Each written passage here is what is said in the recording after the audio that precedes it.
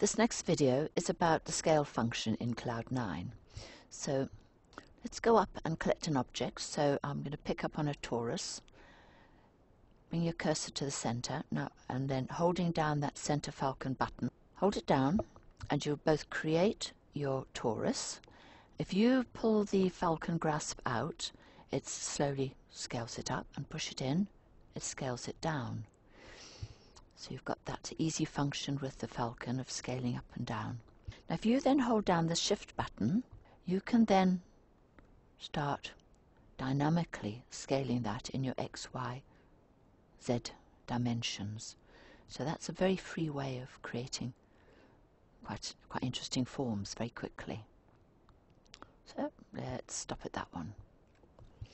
Now to control that scale, if you then go and click on the scale button in the menu, come back into the middle.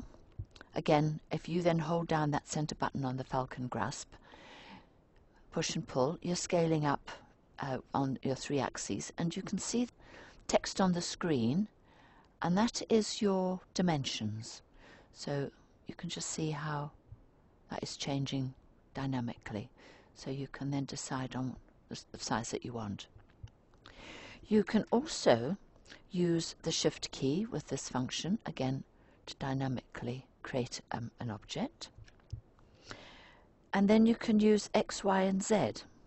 So if I go and hold down X on the keyboard, I am then just changing the torus's form in one axis. Y is the height, and Z is its length. I can also hold down, say, X and Y and change it on those, or X and Z, and it's not changing its height.